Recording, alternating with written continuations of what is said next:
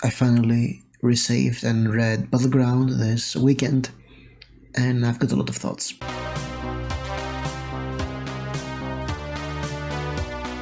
First of all, let's go for a spoiler-free review of the book. Then there will be some spoilers for people who have read Peace Talks, the previous book, and finally some spoilers for those who have read the book too and you want to hear my opinions about certain stuff. They will be marked, there will be timestamps for each of those cases, but my main thing is that, as with Peace Talks, this book, Battleground, is also half a book. And that's quite a thing, actually. It feels odd because we get straight to the action where Peace Talks ends, and if you're not aware, Peace Talks and Battleground were initially one book and they were split into two and published in 2 or 3 months apart. So they're supposed to be read as one book, and that's what I suggest you do. Read Peace Talks and then go straight to Battleground. So yes, there are a lot of things set up in Peace Talks and we'll go straight into the action for Battleground. And to be honest, as its book individually feels half, because it is half a book. And yeah, the complete book feels overlong in my opinion. So let's get to the spoilers for those who have read Peace Talks and would know about Battleground.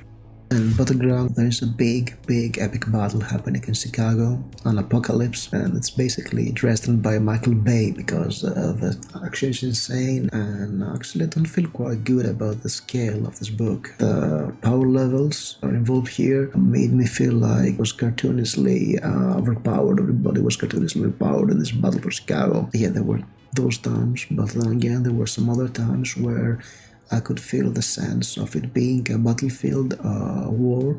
There was a lot of epicness along with the gravitas and despair of a battlefield as the battle, as the scales constantly shift and we have the good guys winning and the good guys falling back and losing. And also we have some quite great moments, some very emotional moments, some tragic moments, because Jim Butcher really knows how to tuck your heartstrings. And yes, there was a very big moment I will talk about in the spoilers for this book. There were also these little moments that make you feel human, that you appreciate the humanness of it all despite the insane power levels. But I'll stick to this thing, the power creep in Dresden series, because from early on Dresden was always underpowered and had to deal with some insanely stronger opponents, and finally he gets to be a midweight and then a titan comes in, and you know what, it kind of feels like it's level scaling in RPGs, where you get some levels and the enemies level with you, and that's kind of futile because you want to see the characters evolve, get stronger, deal with the stuff they could in the past and they are pushovers right now, but what we get is even more overpowered opponents, which I don't know, kind of feels like Dresden is not getting stronger, or maybe there's a good case that Dresden is not aware of how powerful he really is, or he understates his power. And judging from how powerful some of the other wizards in Dresden Files are, I believe maybe the latter is the case, and Jim Butcher understates how powerful Dresden is in order to build up drama. Or he's just tired of the cocky, superpowered protagonist that deals with danger like it's nothing. He wants to give you a sense of urgency, a sense of fear and worry, which is welcome. I guess that's something that was quite a lot in Dresden, worked quite a lot because Dresden was always with his back against the wall and have to use everything at his disposal to save the day, and here blowing stuff up with ease would be quite a Dresden-like. So I get why this may be done. There are some things revealed, and some things were revealed also in the previous book, and we have some characters getting radically altered. Again, we'll talk about this more in the spoilers for this book. We were supposed to have some answers for the big picture, why everything is happening.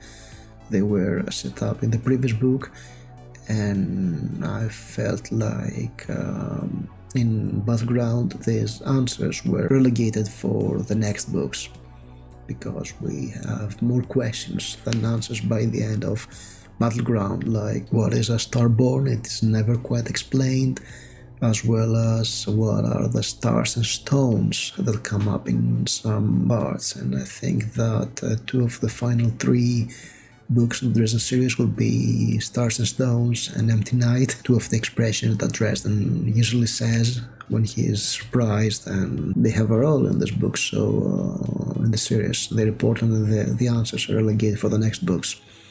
So it was kind of let down because I wanted to know more about why everything is happening. We have a good chunk of information given to us why Dresden is important and why he will play a more important role in the continuation of the series.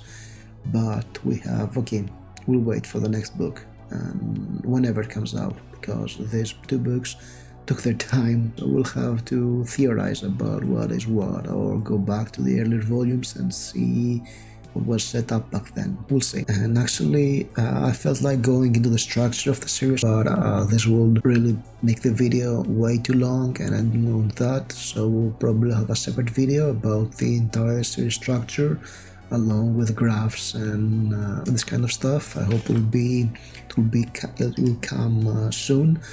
I'm not sure about it though, so if you're interested in seeing let's get the structure of the Dresden Files in a separate video, leave a comment below and subscribe so you'll see it when it comes out. Let's go to the spoilers for Battleground, this tiny book over here.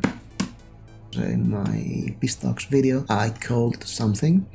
I said that Murphy will probably not make it, and she did not, and that scene broke my heart too, and probably broke some more hearts, because it was really impactful and it felt the pointlessness of why it happened. It was tragic actually, and I really liked how it was set up and really liked how Dresden broke when this happened, and what followed. It was a great moment in the book. I think this scene was one of the best scenes in the book and really proves why Butcher is such a great author, because Dresden, despite his power level, despite his abilities, he's still human and he's Dresden. Something I didn't like about Peace Talks was how Dresden had to act Dresden-like, and in Battleground he breaks and he goes full on Dresden early on, and the moment Murphy passes away, he is the most Dresden ever, and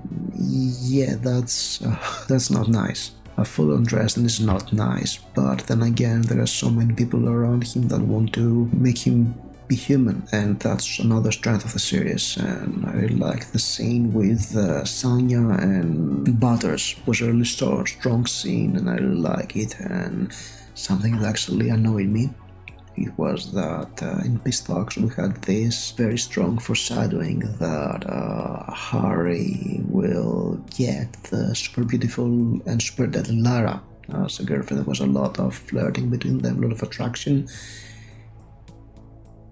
It was very blatantly foreshadowed in Peace Talks, and I kind of felt angry because yes, you have this finally Harry has a girlfriend and somebody he really loves, and she dies so he can get an even prettier girl. You know, it's kind of annoying. It made me feel a bit angry, and I'm not a shipper or something, but it's kind of too much on the nose in my opinion.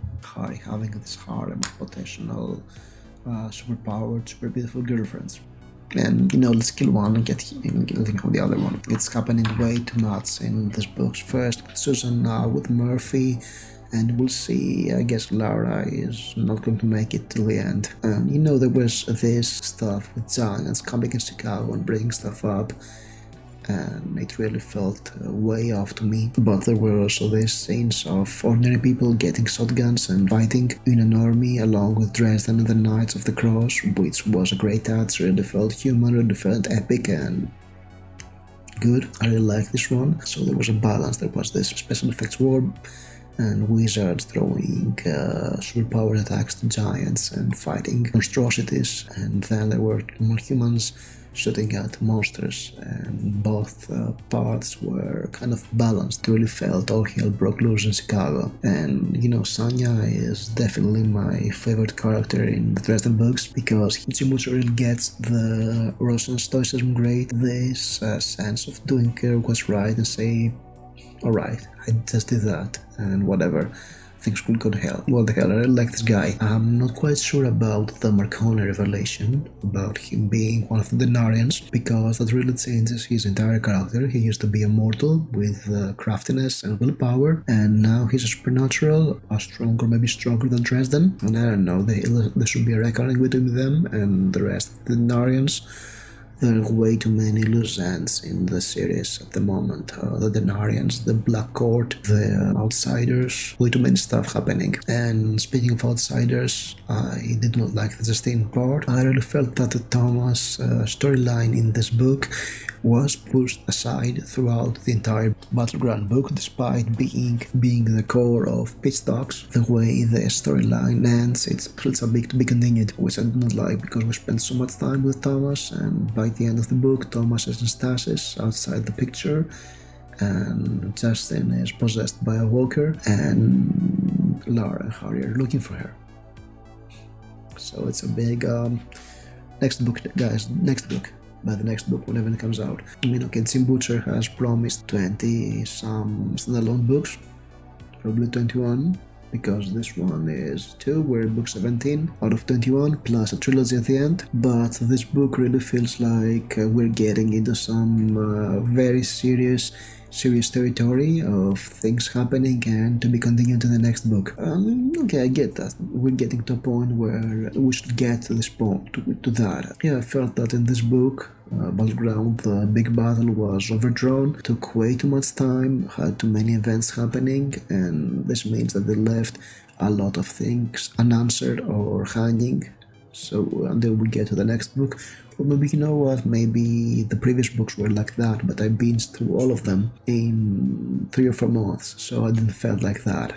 Here I feel like I have a lot of questions and I'll have to wait for years until the next book is out and I'll get to read them. So I don't know, but yes, I feel that the battle was way too high in scale and that too few people died, too few important characters died for a battle like this. But I get why it's done. I think it's about Harry getting alone, having too few allies around him, being alienated, and that's, I guess, a big part of the series at this moment. But I'll return to that in my Dresden series beats analysis I was telling you about. I'll have to work on this video, script it, and do some graphics. But yeah, it was a great return to Dresden Files. It was definitely something different from the early Monster of the Week books of the Dresden Files.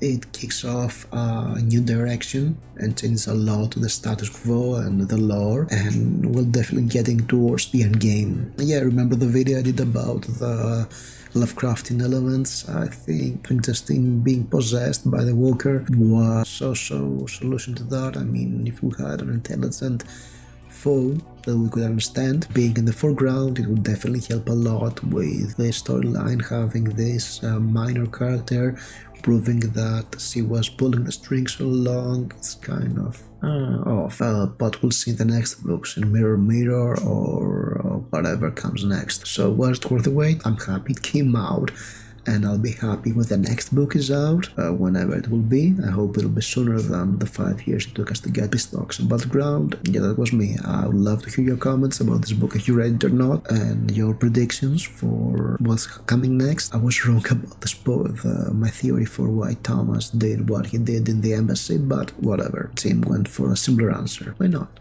Simple is good. So thank you for watching, and as always, stay spooky.